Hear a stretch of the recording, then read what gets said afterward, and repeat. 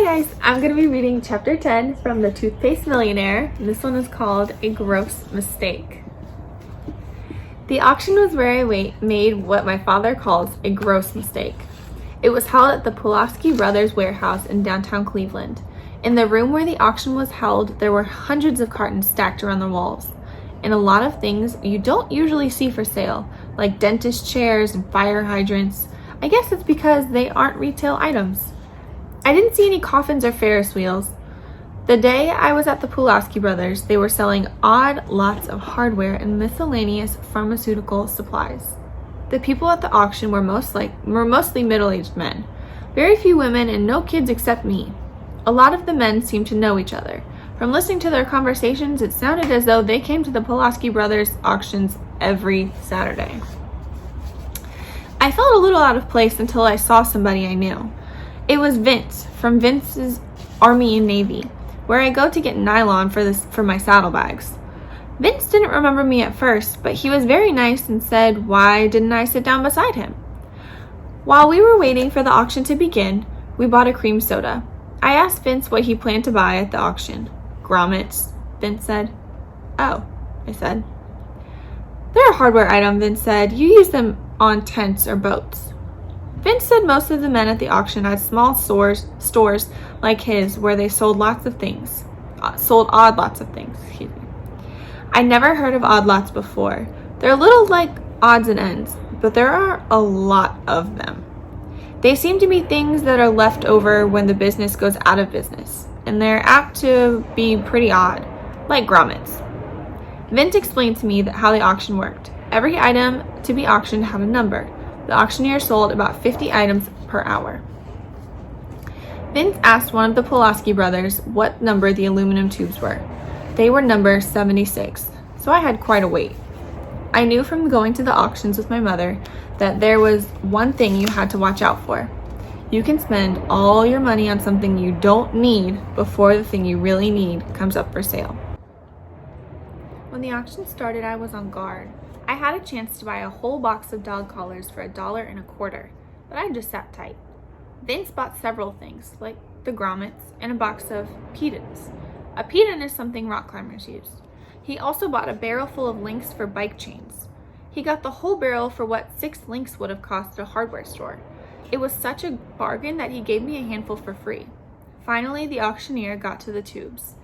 Item number 76.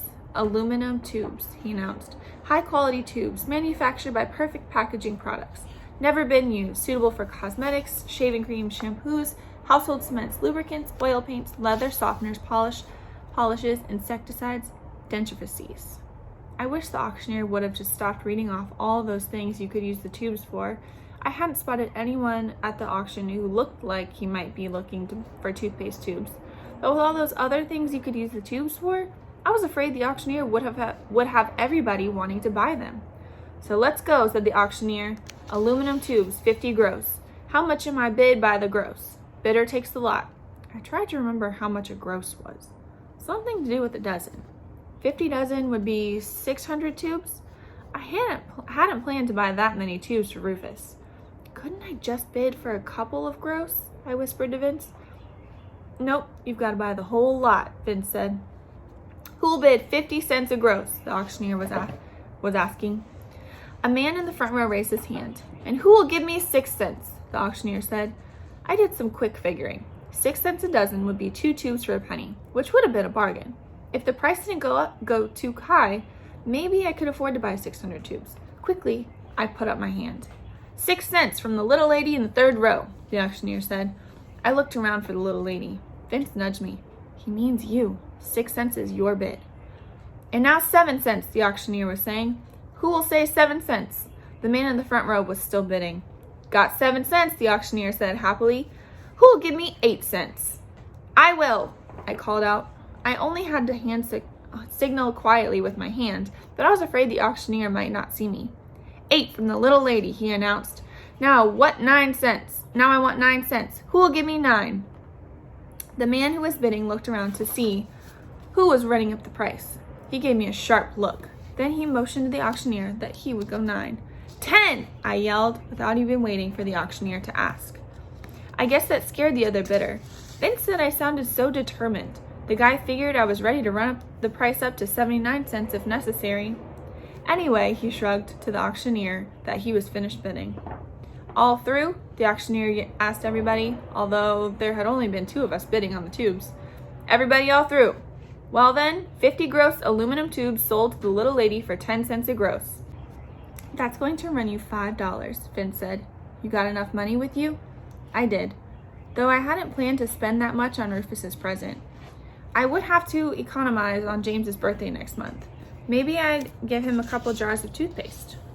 Anyway, you got a good buy, Vince said.